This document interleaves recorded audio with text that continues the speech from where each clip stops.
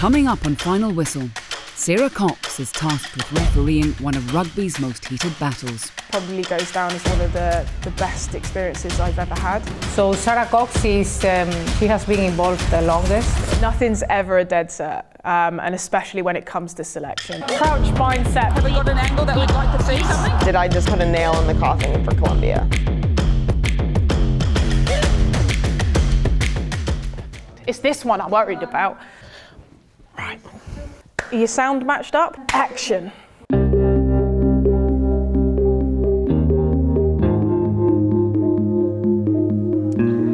Yeah, what do I do in my downtime? When I get it, catching up with friends and family and just enjoying where I live has to offer.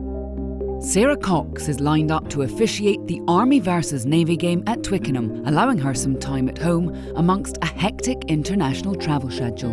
Since COVID and then that sort of weird period of COVID, then coming out the other side of it, it was bonkers. It just doesn't feel like it stopped.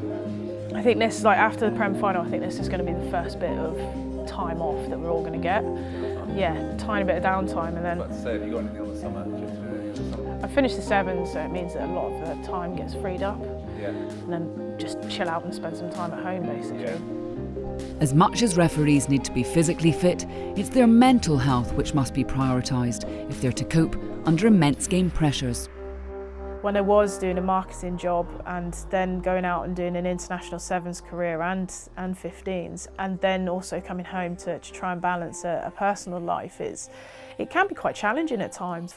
It shines a light on how you have to be quite diligent with time management. It brings its challenges, but you find a way. In 2021, Sarah became the first female to referee a men's English Premiership game. This is the shirt that Harlequins presented to me with Worcester for my first Premiership game. I don't like to put a lot of memorabilia around, but this one is sort of, I think it's quite important to me, and it's something that I definitely want to remember, and I want to be able to tell my kids, my grandkids, everyone in the future that this was something that happened, and yeah, just remember it for the good stuff really, and all the hard work paying off. Today, Sarah will become the first woman to referee the Army versus Navy game at Twickenham, a fixture with over 140 years of history. I think that Army v Navy game, to be quite honest, probably goes down as one of the best experiences I've ever had. No, I think we probably need to find some sun cream. We will do. Yeah. I'll come back in, I'll be on beetroot red. So Coxie is a trendsetter. She's really set the standard, not only because she's a female, but she's a really, really nice person, and she just leads by example when she's on the pitch. I think the biggest name in the Navy pack is Sam facing 8. Yes, yeah. He will move to 2 at some point. Yeah. Sam got sent off in the last game that we played here. Yep. Headbutt. Stand by, Tim, we'll show you now. Here you go. That is a headbutt. See, for me, it's come forward with his head. Well, the start the Navy got on the board has now been turntable. I knew going into that there are some names in there that I recognise. There are some people that have a personality that you recognise as well, and it's just about understanding how you can deal with those, and it's as big an occasion for them as it is for you. And at the end of the day, in that Army-Navy game, they were serving their country.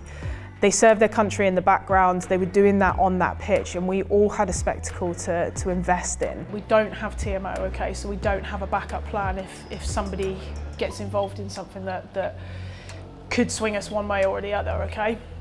So it's about having those clear processes while we're on the ground, all right, and we're making clear decisions, and we're making those clear and obvious decisions as well, okay? So more often than not, look, if it smells like a horse and looks like a horse, we're probably onto a winner, all right? Who wanted 10-2? Army. All right. Do you guys want to go in first?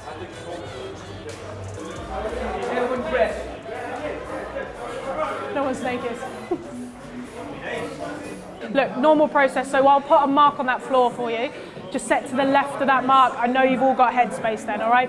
Crouch, bind, set. Between bind and set will be a lot longer just to allow you to get in comfortable positions, feet underneath you and looking strong, all right? You happy with that? Is that throughout or is that throughout? You can imagine? Yeah, yeah. They're all ready for you. Yeah, straight, mate. Right. Let's go, front row. Placements. You started at 8? Yeah. I'm covering. Let's go. Yeah, sweet. No worries. How are you? You alright? Yeah, good. Good. Yeah, not bad. Not bad. Any questions? Anything you want to bring up with me? No, usual stuff. Magic, look, defending mark on that line out. Set the gap and the numbers as the attack. Just tell them loud enough, all right? And I'll shoot out the back and I'll let you go crack on with it, all right? One of our line-outs, the insert lifts after we throw. Sweet. No worries. I thought you were going to tell me get away. Yeah. Yeah. Whoop. Yeah. Well, Sam will be a good ally.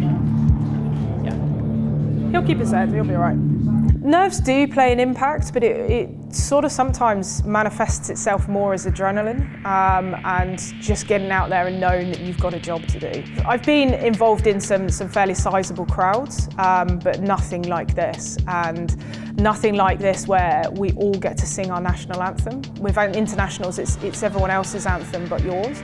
It was great to see Sarah refereeing the Army versus Navy at Twickenham Stadium. It, I think, reflects the growing and the professionalism that Coxie has bring for the female match official in England is really important to develop.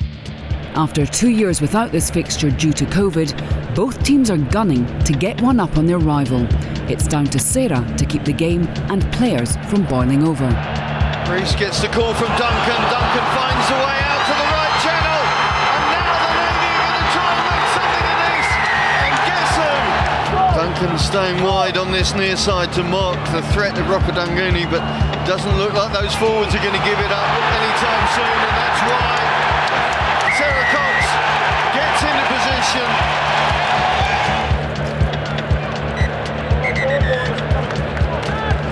With nothing in it on the scoreboard, Sarah and her team used the half-time break to regroup and discuss where the game could fall apart if not addressed.